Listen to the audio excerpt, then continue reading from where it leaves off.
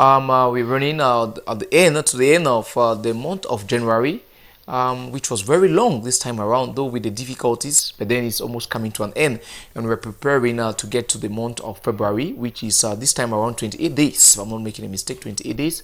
It's a very special month for many persons. Many persons were born in this month of February, and one of those persons, and even the head of state, Mr. Bowie, was born in the month of February. Oh, that's good. You become a great man also. And the bishop of the diocese of Kumba was born on the 11th of February. The month is very important month. Reverend Sister Eto Teresa of the Sisters of St. Teresa of Jesus was born in the month of February. We have Lieutenant of Father Paul Biandi in the Archdiocese of Bamenda was born the 11th of February. And a host of persons were born in the month of February. At least those ones that I've named, they were born the 11th of February, and just one, I'm sure the president was the 13th or the 14th of February. The president has his 19th, he's in the month of February also. So we have all that. But today we shall be looking at this maybe a worrying situation. Last week we talked about that of the incident that occurred in Bokwango, and it has been happening in many other places. Thanks to the social media, some of us could know that this lady who had this, who was pregnant and had to do away with the child, and also followed up today on TV. Words of congratulations and words of gratitude also was given to, I'm sure, Mokake over there at the regional hospital for, the child is still alive. They are doing their best. The doctors are doing their best to ensure that that child should be a very special child. Going down there and then coming back alive. It's a great person. We hope to see what will happen some years to come about the child. Maybe people will need to write a book about that child. The history of the child is something very special and unique. Mm-hmm. Today we shall be looking at this whole thing of, which is current in with all of us. So current, hearing of people desecrating the grave. People desecrating the grave, going to dig the graves and using the bones for whatever reason. The graveyard that in the past so frightful, but people go there and do their things. So desecrating the deceased. Why the silence? And just talking about it a few minutes ago, some persons noted that it is an activity that has been occurring or happening some decades back. And but then I was asking, my question is, why the silence? And so we have on board, we have Mr. Bo. Mr. Bo Ivo, good evening and happy end of month of January. Good evening, Father, and happy birth month to all those who were born in February. Before I have to delve into that topic, there is something that occurred within our community in the world recently. The display of planets on the 25th of January. Yeah. January, it happens every decade. We had Venus, Uranus, Saturn, Jupiter, and there were about 5 Neptune. And they say Mars will join in a few days. Recently, they say by sunset on the 25th, I read the things, I carried on some research, found out, and it actually occurred. Before then, I told some of my students, and they found out that it occurred. Then recently again, I discovered that the sun is not stationed. It revolves. It's not in a particular position as we were taught before. Mm-hmm. So the sun also moves around. Mm-hmm. Then the moon moving around the earth is not just to produce light. When I saw a situation that occurs in space in pictures, I realized that it protects. There are some, when we are splitting stone, stone, some particles splash around. Yeah. If you look at the surface of the moon, there are a lot of craters there. There are particles that spring from the space and want to hit the earth, which the moon protects. Wow. Yeah, so God is a mysterious God. You can say that again. Yeah, so we get delve again into the topic today, which is talking about desecration. Yeah. Desecration. Normally, the human being, dead or alive, needs to be respected. We talk about Paul the Cedar said a lot about that, the sacredness of the human body. The sacredness of the human being. Yeah. Our society has gone now. If you read The Beautiful Ones Are Not Yet Born by Ike Ama, though he talks greatly about corruption in the Ghanaian society, which reflects a good section of the African community, but that beauty there goes to moral decadence. I tend to look at issues where we look at the money, the commercial aspect of life, to be very, very okay. There are many people who can do anything to have money, anything, and that is where we are now today, where people go and dig graves and get the bones and do terrible things.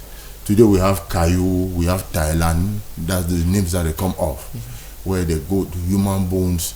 When I was going off further, getting beside graveyard, or even living or passing beside, we used to say our hair was stand. It was very frightening. But today people go, when you find cases, they go there and then they carry on aspect of trade. They have forgotten about even the dignity of the human person, and they don't bother about it. So, good evening, televiewers and fellow panelists. I think we need to touch that today because our moral concern is very, very important. Yeah, Mr. Boy, you rightly said that. And we have Mr. Kensaisa. Good evening and welcome. Good evening, Father. Yeah, you're just looking at this topic. Is something which the young people are more involved. That's one of the reasons someone requested that I should get to you for this program today. I won't call the name of the person. That he has seen Uncle William's name, he has seen Mr. Bo, Prof. Judith, and they know their own. But he says there's one young guy used to bring. Can you not bring him on board?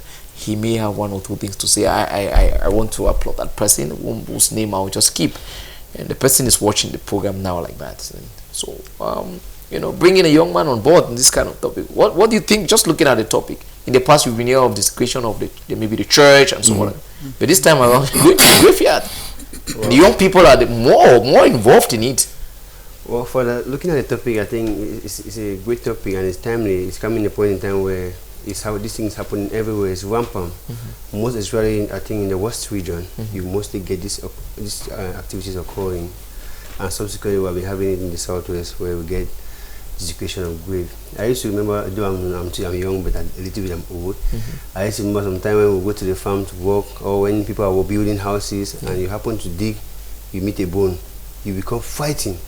You heavily bury that bone back and then change a little bit from where that grave is. But nowadays, I wonder if that thing, if it still occurs again. People take it as an advantage to do other things with the bones, which will be unfolding the program as we move ahead. Yeah, thank you very much. And we have Prof. Judith. Good evening and welcome. This is involves you work with young people also. We think that maybe you must have heard one or two things, must have seen that, must have read about it also.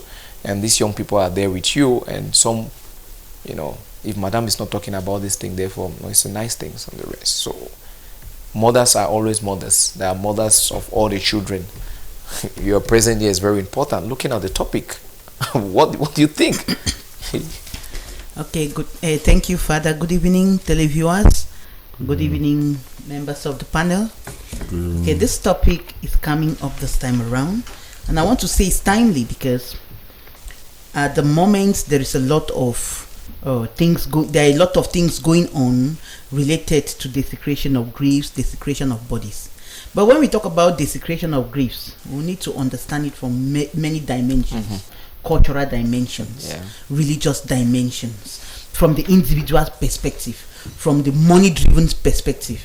So, because many people will look at it only like, okay, it involves removing a corpse, picking a bone from the corpse, preparing drugs from the bones, or selling some items from it. But there are many other ways in which corpses are desecrated. And I believe that as the program is unfolding, we'll be getting to see these many ways and see what motivates them and the way forward. Thank you. Yeah, thank you very much. And we have Mr. William Kome. You're welcome and good evening. Yeah, good evening, dear panelists.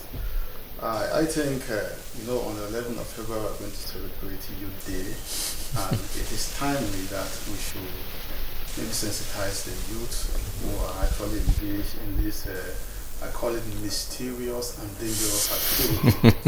Because if you understand who the human is, you will not have anything to do with even the dead remain of the human. Human being is too sacred. Human being is at the level that you don't need to joke with anything, even the clothes. Even the clothes in African culture, when somebody dies, the clothes, you don't just throw the clothes anyhow. So if you see the youth getting themselves involved in a situation like this, involving themselves into things that used to be, we used to consider them as a taboo. And then you start asking yourself this question that, what is wrong with the youth of today? What is the driving force? We know they might be talking about poverty, they might be talking about, but we ask this question, what about the farm which has a lot of money, that youth, they don't go there to take that courage to go and do agricultural activity? I think it's a terrible thing to even mention, and not to talk of the situation where it is becoming very, very dangerous and very, very alarming. This aspect of drug is disturbing because it is like a circle. It's moving around. It's moving around. We don't know who is going to be the next in the quartier. It's like where I live, the guys that have one place, they call it tear. That's where you see early in the morning they are there. They go there as if they are going to work. You see that early in the morning they are rushing to go and consume drug. You start asking yourself, what type of driving force is behind these guys? But I think we are going to talk a lot about this, and to encourage them to desist from such activity. Thank you. Yeah, thank you very much, Mr. William. We'll just begin this time around, or maybe we'll continue with Prof. Judith. Maybe we explain, talk about the desecrating of the grave. Some persons are not really maybe familiar with that. Could you please maybe give a better kind of foundation so that I'll pick up from that particular side? Okay, thank you, Father. Desecrating a corpse or desecrating a grave means intentionally doing things that are against the law and against the respect of man on the corpse or on the grave. It involves things like stealing from the corpse, digging the grave to maybe even remove the corpse and steal the coffin, steal articles from the coffin or from the person himself, or take parts of the body of the deceased person. It also involves things like disfigurement. That the person is dead, but before they bury the person, they disfigure the person. They make you not to look like you anymore. It also involves mutilation, cutting parts of the body. The fingers, the nails, the toes. It involves burning. There are some cultures who believe that you burn corpse to dispose of. But it is considered a part of desecrating a corpse. And the church teaches, and many doctrines hold, that even if you burn a corpse, you should gather the ashes and bury them. You shouldn't spray them in the air, because when you do that, they consider you have desecrated the leftovers of that person. Now, another is misplacing corpse. You're asked to put the corpse in a mortuary, and then whatever happens, maybe there were many corpses. At the end of the day, they can't find one. It's considered an act of desecration. Another one is losing the corpse. Another one is mixing the corpses up. We used to hear of stories where they go to the mortuary, instead of bringing out the corpse of a father, they bring out the corpse of the wrong person. Then they go and bury. Then the second family comes and discover that their person has been buried in a different village. Then they have to go there, remove that one, take it back to their own village, while these people go back to the mortuary to look for theirs and go and bury. Such acts are considered as desecration of corpses. And then we also find a situation where some people have a way of disposing their corpses that by the norms of another people is considered a desecration. For example, some people, let me use the Buddhist people. The Buddhist people, there is this small country around India called Tibet. The people there are called Tibetans. Now, they have people that are called body breakers. When the person dies, there are many ways of handling corpses. They have a way of, they believe in incarnation and reincarnation and things of that nature. So they have a way of handling their corpses. When the person dies, they give the corpse to the people that are called the body breakers. The people break the bodies and then they throw them into a valley, and they call it the valley of death. And then vultures have to feed on it. And to them, that is a way of disposing the corpse, and they consider it normal. In other cultures, around India. This, if you want to read more on it, you read the writings of Lobsang. You see a lot about that. Then if you go around India in present day, you see that they have a culture where they live with the dead. The person dies and they don't bury. They keep the person, and years pass, then they do a ceremony to reunite with the dead. In that ceremony, they dress up the dead, just bones and some skeletons left. They dress it up in beautiful attire. Then children, grandchildren and great-grandchildren come and lie beside the corpse and take photographs and say they are doing so because they want to immortalize the memory of their father or grandfather.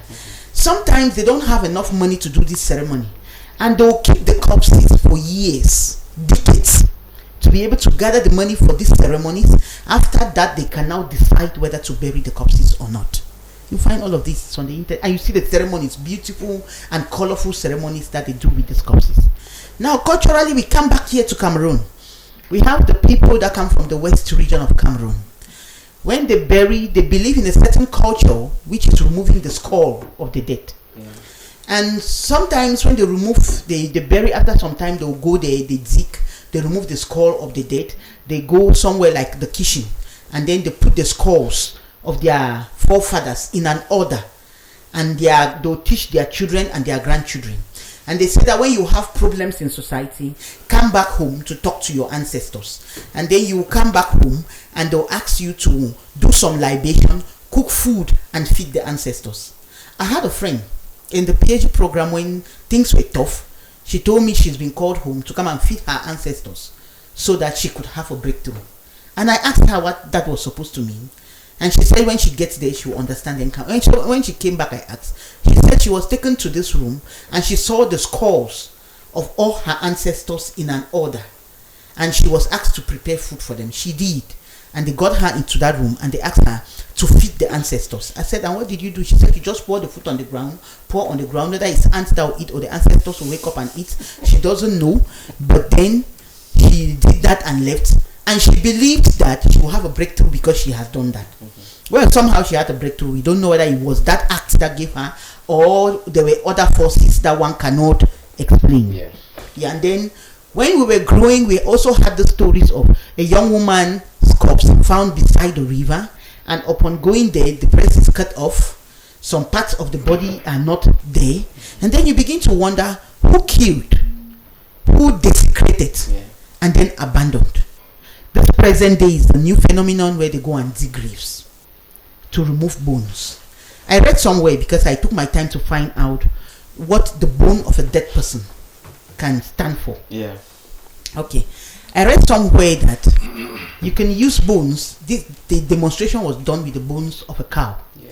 Where you could use the bone of a cow, they split it, and then they pass it through heat. Yeah. Then they powder it. And this, according to their culture, they use it for medications that have to do with hypnotism. Mm-hmm. If they want to hypnotize a man, yes, they say they go by using those bones.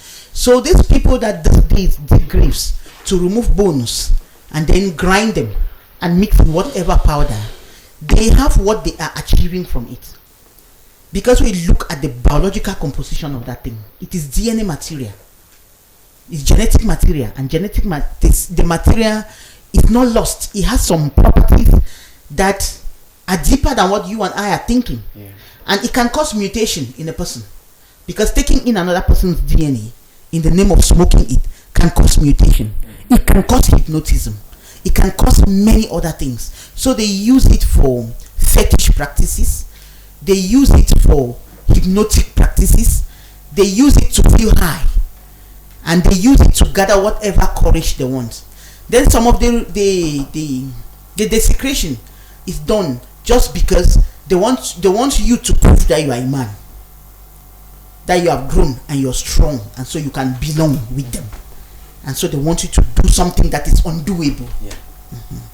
So, we'll be coming back to that. That was quite interesting.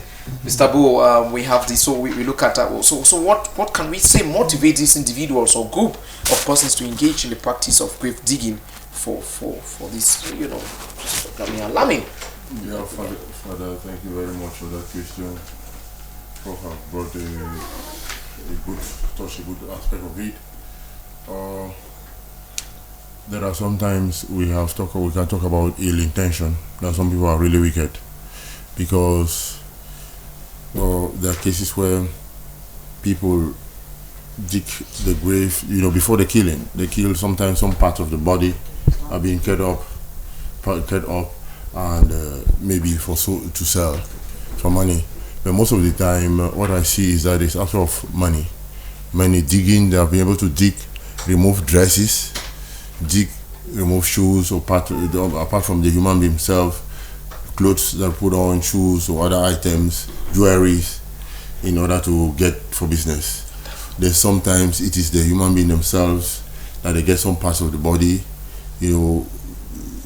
fresh, and then sell. And sometimes they allow it to decay, and then you have the bones, which now we get names like Thailand, we get names like Caillou. I was growing up, I never heard that. And commonly around Street 7 there, you get guys constantly mention that. When I pass 1, 2, 3, 4, 5 days, every day they are there. And talk about Caillou, so I was able to find out what do they talk about Thailand. Yeah. Caillou. I thought that was a Thailand in Asia there. So I did not know that Thailand referred to something. Yes. So I said Thailand, but I said, well, these people are smoking. If they are smoking, then also, so it makes them hard. So partly for money and partly situations to as part of drug, and we're talking about drug and drug abuse. Yeah. I think that is an incident where we have to take very, very serious in our community. I'm really shocked that right up to now, day in, day out, policemen pass there time and again, and the guys are there.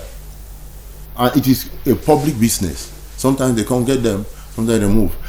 Sometimes, Father, I watched in the television at Aqua, the graveyard at Aqua, where there are holes under.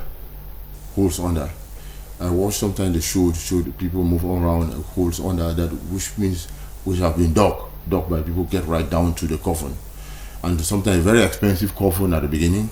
At least when they dig, they bury it today, people remove it the following day or at night that very day to go arrange and sell. Remove shoes and jewelries, and there are many other things, parts of human body.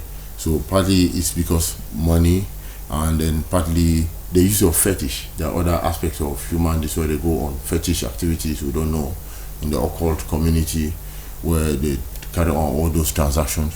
And then for drug, part of drug, because if we are talking about shisha, and we are talking about marijuana, cocaine, now we have to add Thailand, we have to add Caillou, which a white man like the Vuvuzela which came in the recent vocabulary.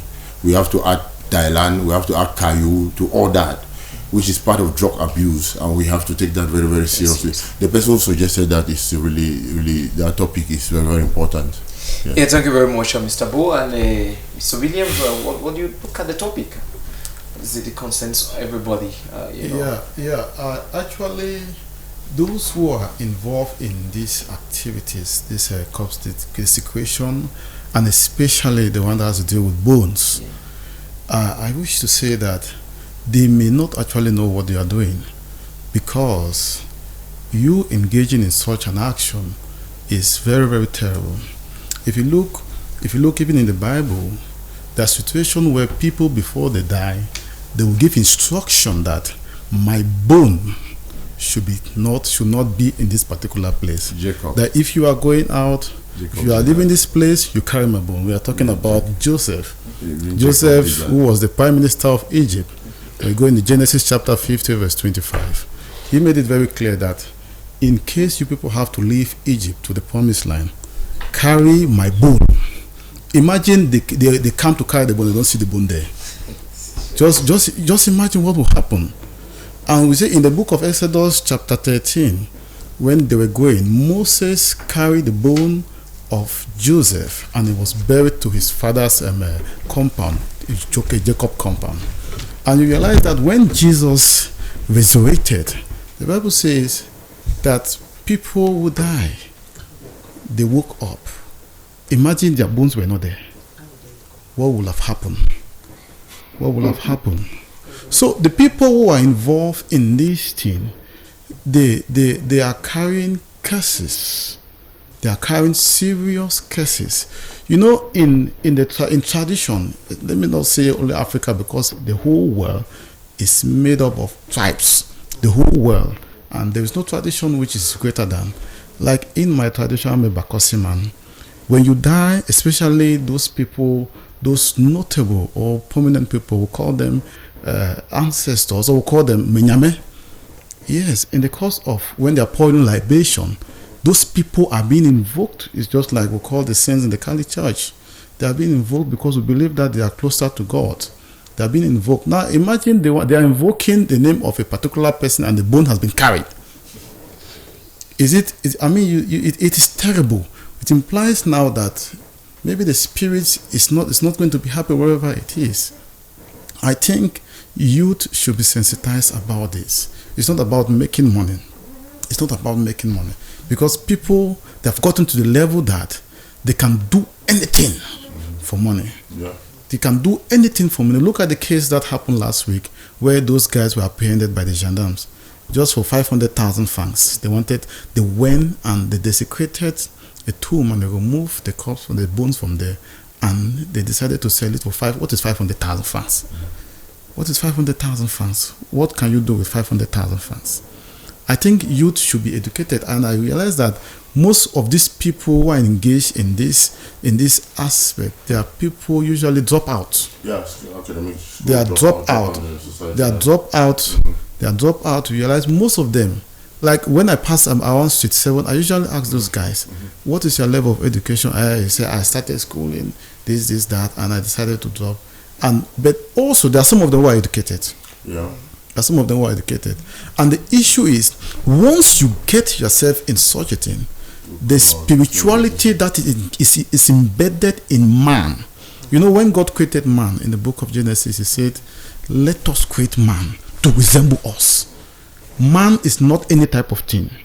If you want to involve yourself with man, especially when man has died, you should be very, very careful. You should be very, very careful. That's why most family, they will do everything to preserve their dead person, like Prof said, in those other culture, in Indian, in Tibet. They do everything because they understand that man is a spiritual being. Once man dies, he continues to live. And it's true. That's why even in our own culture, most of the time, we bury it like my dad was buried in front of our house. And on a yearly basis, it's difficult that a year can pass without me going to the village to comment with him. It's very, very important. Then just imagine that I will get one day information that the corpse of my dad has been desecrated. That is going to be a third world war. It's going to be a third war because there is no way that I'm going to let that go. And normally, this aspect, we cannot say that the government is just silent. It's just silent. The government is very, very strict on this. That's why laws are there. Laws are there. If you look like in the article, section 382 of the CPC, the Cameroon Penal Code, it is there. Anybody who is apprehended in the course of desecrating or doing any harmful things with regards to a tomb or a corpse, the person will be in prison with at least 3 years to 5 years and a fine of about 500,000 to 1 million. And it also goes to section 383. It says that any person who is caught stealing, who actually is caught embarking in any aspect or to commercialize the body or any aspect of a deceased person, yes, they say that you are supposed to be in prison for at least 5 to 10 years, and you pay a fine of 1 million to 2 million, and it will become aggravated when you have once been involved in anything like that. So you realize that it's not something that is just the state is just silent or people are silent. It's just that it's business and people are there. People are there, and also we got information that prominent people are there and they consume the product which these bones are being used to make. And it's like they say, when you start consuming the cocaine, you become addicted, and you will always want to do everything to consume it, no matter how expensive it is. And you know, because you are addicted, you may not have the money to buy it because those things are very expensive. That is the reason why you realize that they will resort to the act of stealing. That's because you realize that where those banger smokers are, the act of stealing is too rampant around that area. And I think we need to pray for them. We need to pray for them such that God should have mercy on them. Yeah, thank you very much, Mr. Williams, and to Mr. Ken Saisa. We're looking at those legal issues also attributed to this whole thing. You know, punishment for 5 years, getting 10 years, 1 million. If you're caught desecrating maybe the seas in any way of the other, one way or the other, so they need to think about that also. So maybe the young people, you are with them time and again, or maybe in the course of maybe discussions, what do you think are their motives going in for this kind of Mr. William calls the mysterious act, and I said it's not just a mysterious, but it's a mysterious, satanic and evil act, you know, that's being perpetrated by these young people. Well, thank you again for giving me the floor for that. I think firstly what I would say is that these persons who are going in for this activity, they have sold their consciences. They really do not have any feeling for the dead, because you cannot actually take upon yourself by digging the bone of a human being who was once like you. Just the fact that is somebody from maybe somebody like you, and you going to do the activities means you don't have conscience. Now sometimes what makes these people go in for that, some youths today are lazy. Yeah. They are really very lazy. They don't want to involve themselves in some kind of activities anymore as before. So when you propose any amount to them, they just feel like they can take any gift at any time and make available the bones for you to do what they want to do with it.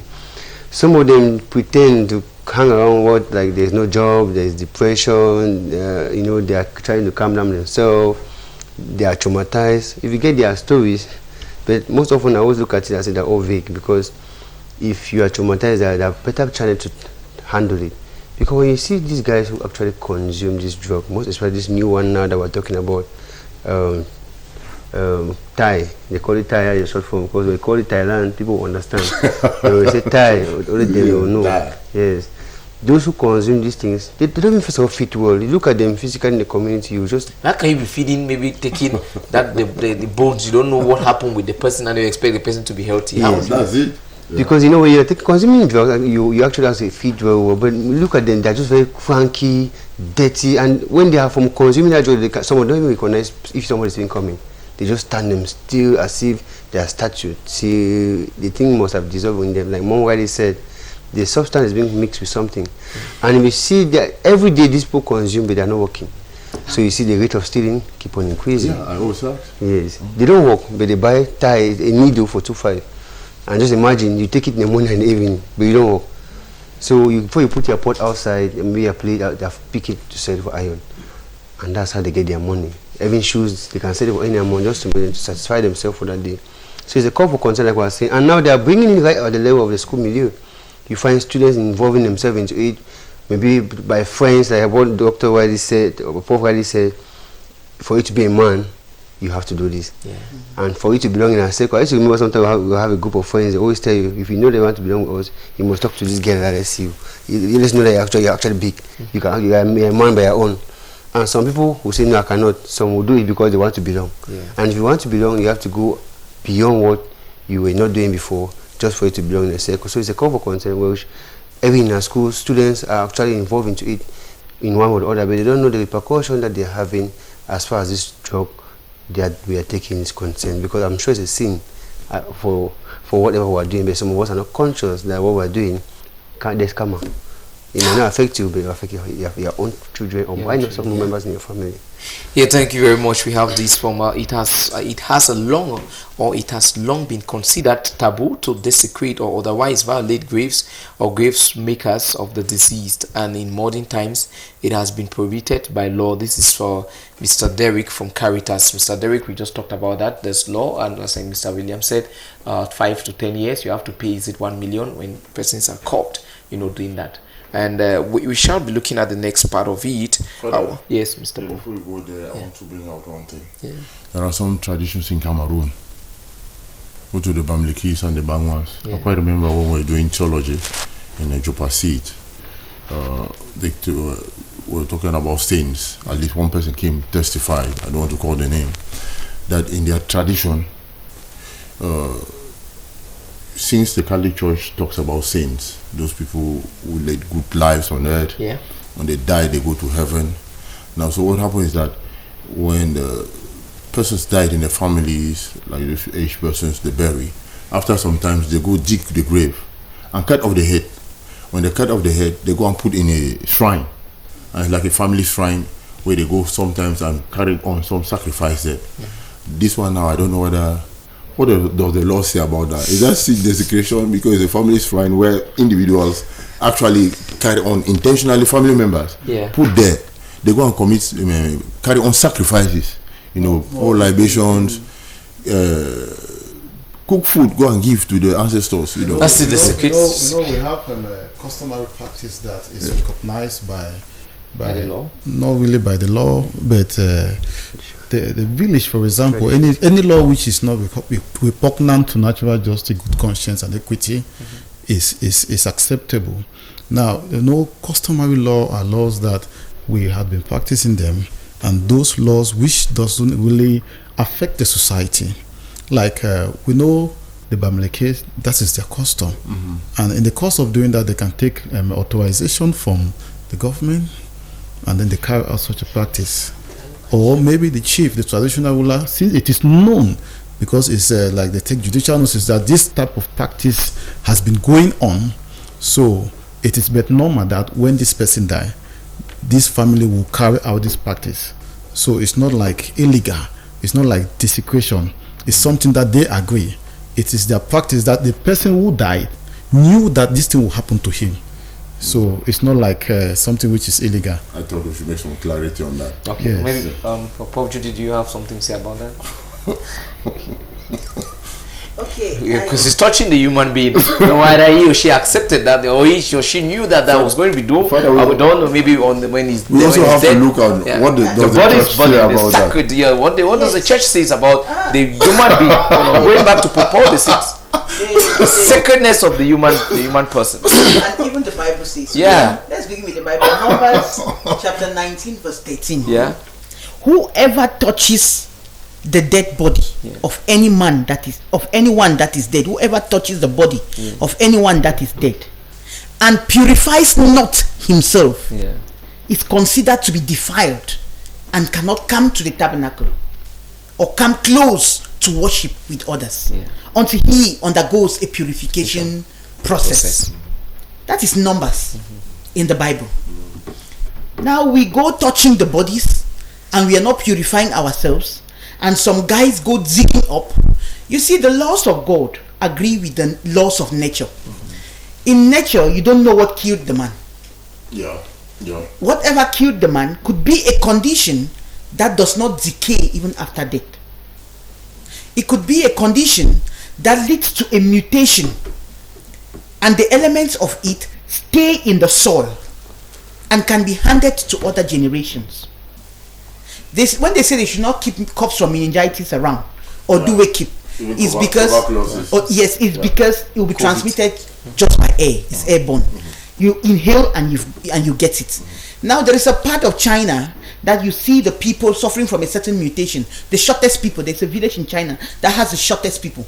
The tallest of them is not up to my waist level. And the whole tribe is like that because they said a mutation set in at one point when bombs were used on that land.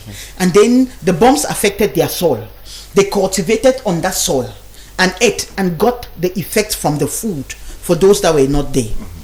Then the cycle keeps on going on in the soil, and some of these elements are radioactive, and so they'll keep on changing form in their radioactive state. And when you take them in, it doesn't go. Once it is in, it is in.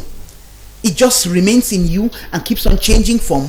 And then you go to a corpse that you don't know what killed the corpse. You remove the bones. You don't know the diseases that the person had. You don't know the genetic mutations that the person had. You come and grind. You put the I hear here that they call it Thai or they call it Kayu or what. You grind and you're taking it in.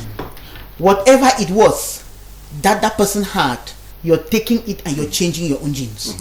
You're mutating your genes. Before we know it, you'll be giving birth to children that are funny, and it will go for in your generations and in a distance that we cannot even see.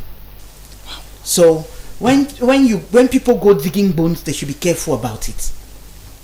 Now there are other situations where they'll tell us that okay, they do not just dig the bones, because some people do this desecration in several ways. Desecration as Mr. Willie has rightly said, could be culturally and is acceptable. To for sometimes or in some cases, it is not cultural or not accepted. It is because somebody spited another so deeply that you want even to spite his corpse. And so they are doing it to spite the corpse, not even because they think that they want to make money from it. Now, desecration goes as far as urinating on a person's grave. You may not only dig to take out bones. If you urinate on that person's grave, it is considered an act of desecration.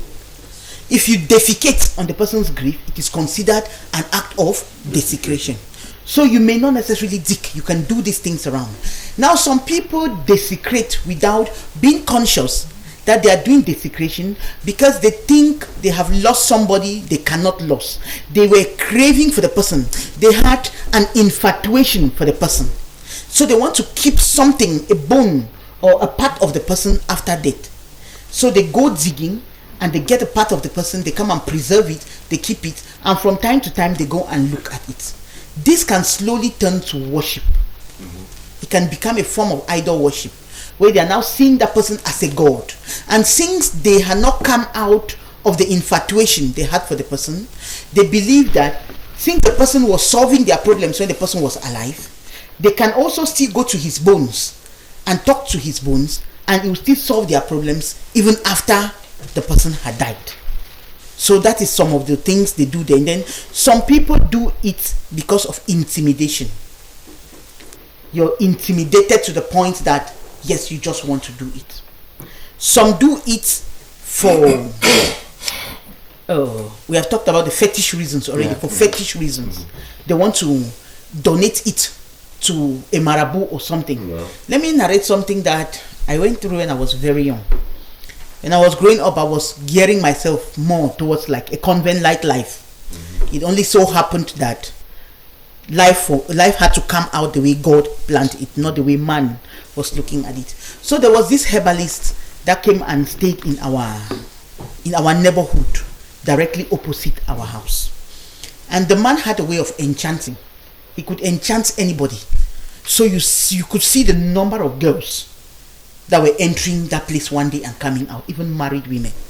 And then he could not only enchant you to give you charms or to collect money from you, he could sleep as many of them as possible. And I used to just stand and watch and wonder what goes on that the people just give in to him and behave like that. So as courageous as I was, I approached him one day and said, he has been coming and trying to make faces anyway. So one day I asked him, what gives you this power? And he said, if I really want to know, then he will tell me and he will show me. You know, I feared nothing. Somehow I had no fear about it. I had confidence that nobody could harm me, one. I had confidence, number two, that once my father is around, it is hell if you could touch only my nails. So I had that confidence in me that I had a God, one. Two, I had an earthly father that will go to any distance to make sure that nothing happens to his child. So with that confidence, I walked into the shrine. And when I walked into that shrine, he had small statues of people, carved things. And he had small carved things everywhere. And I was asking questions. So other children in the quarter, seeing me enter there, they ran and came and they were hiding at the door and bending and looking to know what could have made me to enter there. And I was asking him questions. This one, what does it stand for? This one, what? He was very fetish. because the knowledge stays. What I learned that one day from that shrine has stayed with me all through. So as I was asking, he was answering. I don't even know what happened to him, that he revealed everything about his power. He revealed everything about the enchantments he was doing. And in one of the small cups, there was some form of a powder. And he explained that it is made from bones of dead people. And I asked him that, is that what he uses to do the charm? He said yes, that is what he blows. And all those women follow him.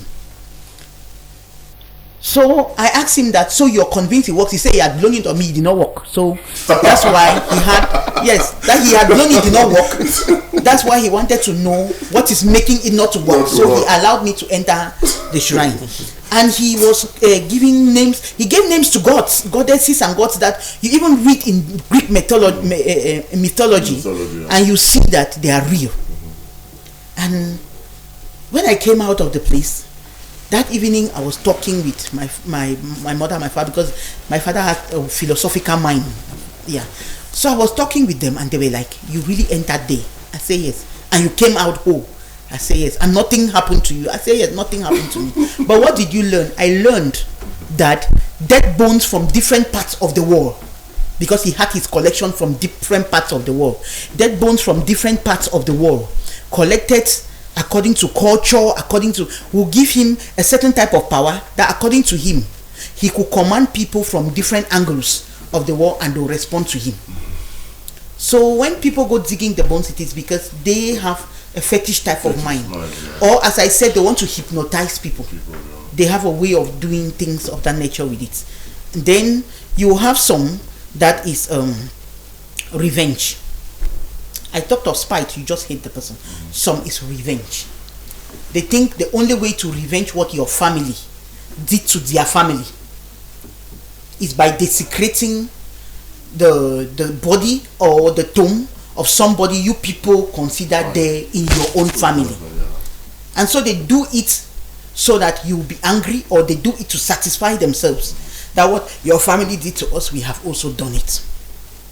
It's a terrible thing. And it's a thing that people should talk about it, so that it should come to an end. What if that person had leprosy?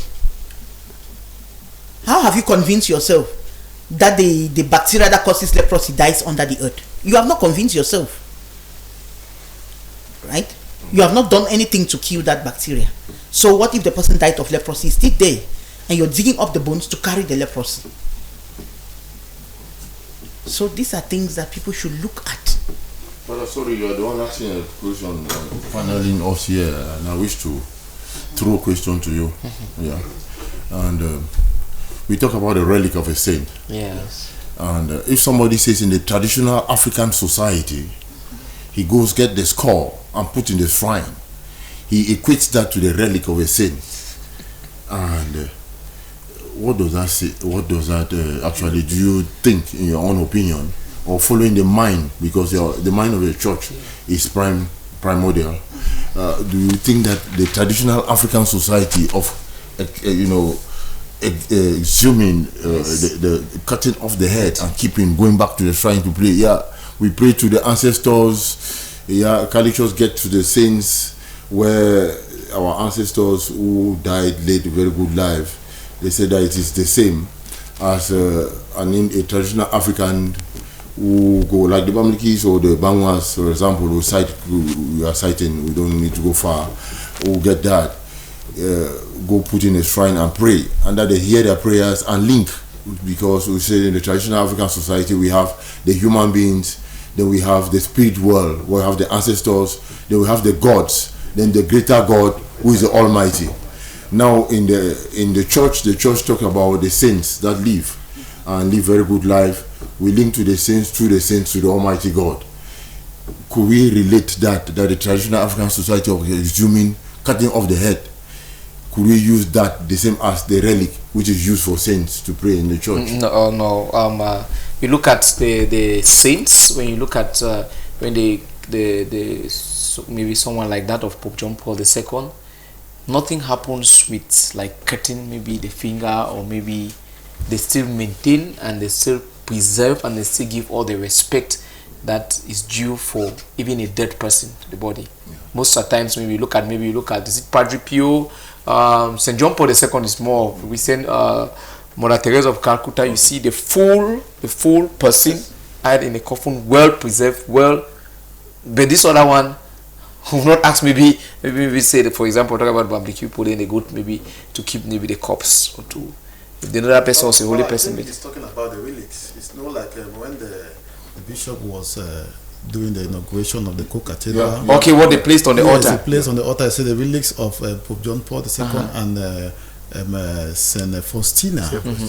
Yeah. Yes, who is the patron saint of divine mercy. Yeah. That this is because the bishop made it very clear. This is the relics. relics of Pope Saint Pope John Paul listed there. This is the relics of Saint Sister Faustina, who is the patron saint of divine mercy. Yes, maybe Apostle Judy has something to say. I missed the target. Yeah. Okay, when they talk of relics, it's not necessarily the bones or part of the body of the person. Okay. Now, the relics of a person can be the dress of the person. The relics, when you read, there is a book in the Catholic Church, the Book of Relics. When you read that book, you see that some of the relics in churches are just the nail from the cross on which Christ died. Some of the relics are like a dress that the person wore. And so when they say, these are the relics of Pope John Paul, it can be just a shoe, a pair of shoe. It can be his dress. It can be anything that belonged to him, and it will be called his relics. Yeah. It's not necessarily part of his body after death. Yes. So his body after death is preserved in a particular place or in a particular church. And then when you go there, you see it whole and you do reverence to it. Now, when you want to do anything that concerns his relics, you can take, for Sister Faustina, you can take just the diary. She had many diaries. Just one of the diaries is sufficient to be a relic because it connects her. Let me go back to this person I mentioned before, the theology of Lobsang Rampa. Yeah. When you read about his theology, they believe in reincarnation, just as the Bamileke people believe. Their system is the same.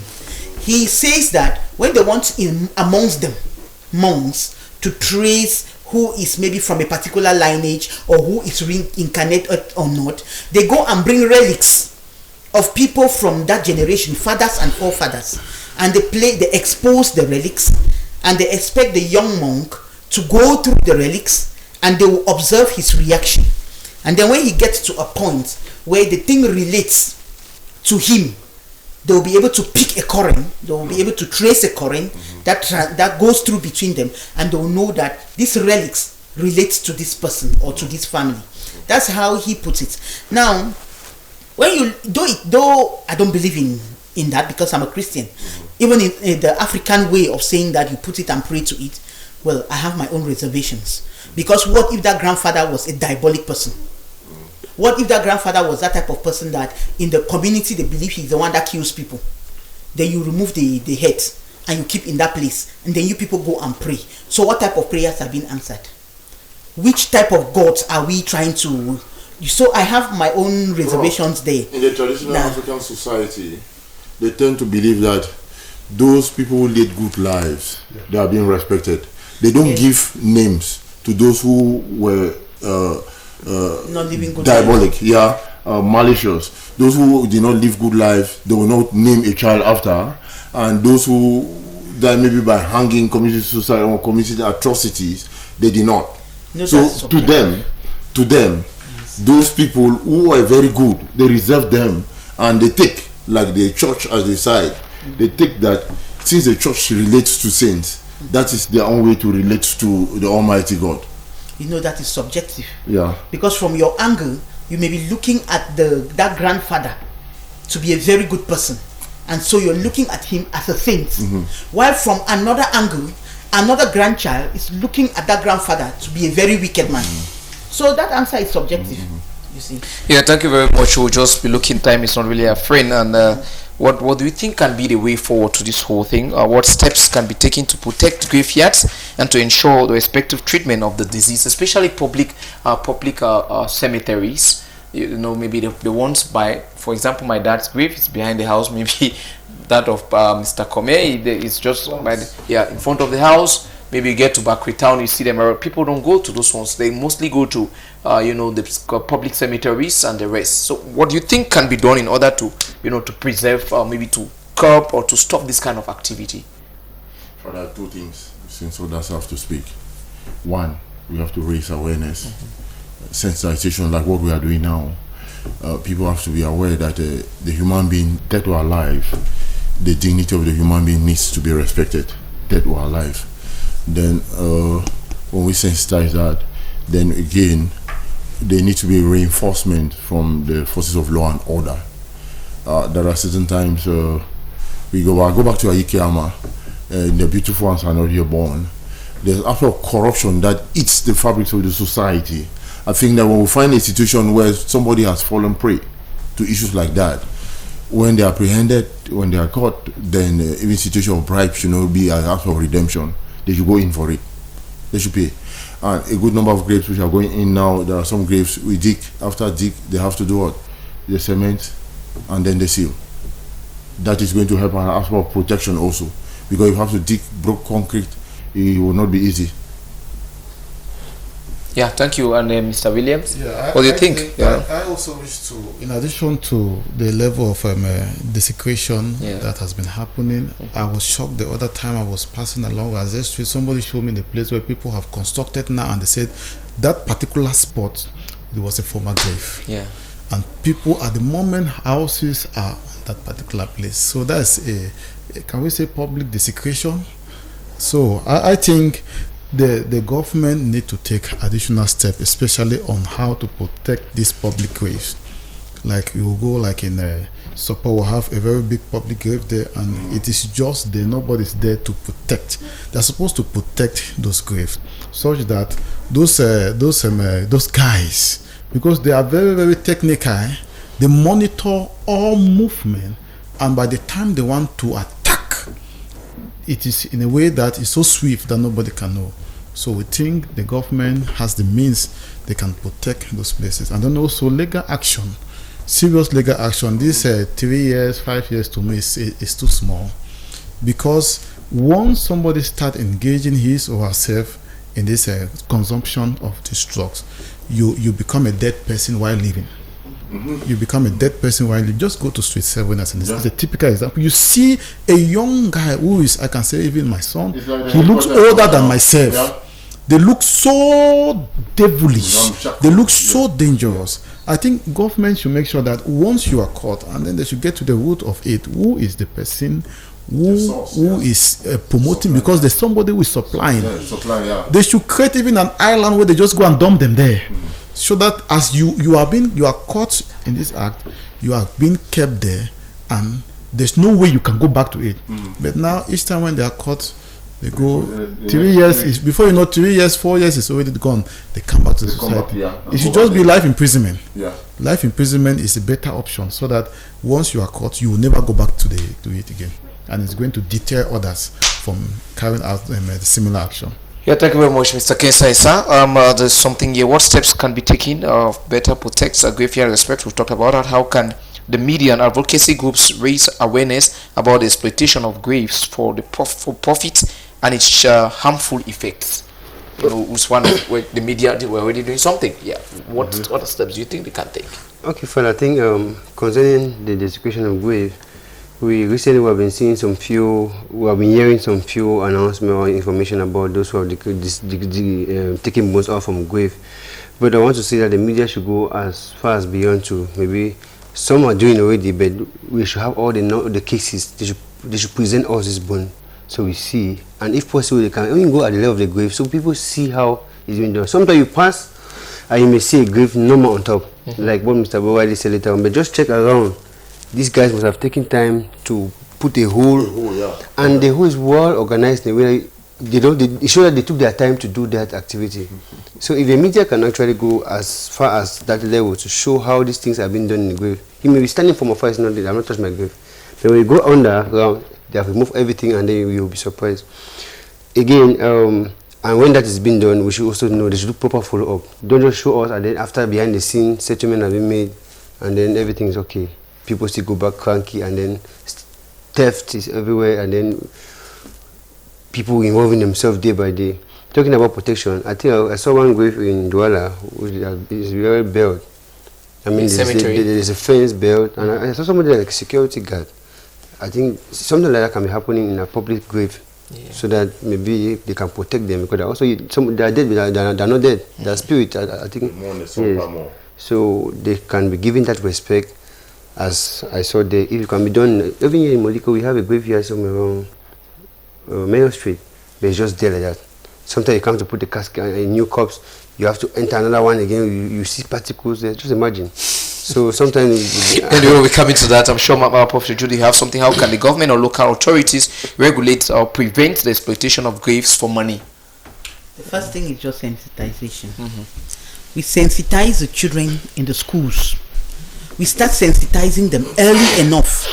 See, when I got this topic, before coming I was like, what does Father really want us to talk about? Desecrating graves. And one of my small girls in the house said, Mom, you don't know that they use that thing to make that cigarette that they smoke? You see, I didn't expect the answer from her. Yeah. I'll not even know that she knows such things. Yeah. So we should keep on sensitizing so that people know that this is what happens. And when they know, they'll keep away. And the more you don't have a market, the more you will decease from the practice. But if you keep on having a market, because the market comes from ignorance, the people that don't know will buy and then get initiated. But if everybody is informed, then the sellers don't have a market, then people don't buy, the act will go down. That's what I think. It's just sensitization. Government should sensitize through all media and then intensify the punishment. Yes, life imprisonment. Intensify the punishment. I've had students in schools that getting them come round was not easy. Yes. Yeah, thank you very much. I'm sure maybe Mr. Williams, time is not really a friend, maybe have one word for, the young people, especially in Buea municipality. It's no news that they have been involving themselves in this, and many other persons are, benefiting from this activity, which is not just, like you said, mischievous. It is satanic, it is devilish, it is evil act.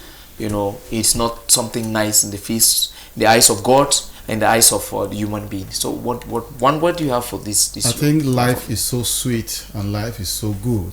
I think they should choose to do the right thing and to make sure that they carry out their academic activities and then they look up to the future. They can become a better person than to become a drug addict. There is nothing there, and they can start now. If they can decide for a day to abstain from drug, they can abstain from drug for life.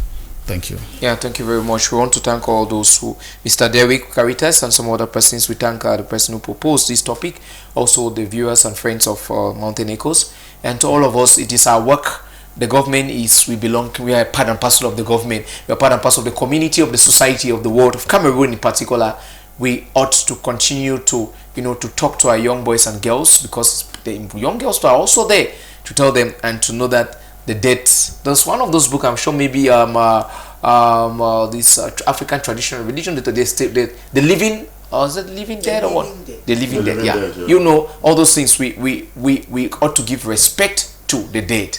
One of the corporal works of mercy is to bury the dead. So we thank you for being there. We want to thank Madam Kindness and all those who have been assisting her. We want to thank the Bishop and all viewers and friends of Mountain Echo. See you tomorrow, and a blessed night to you all.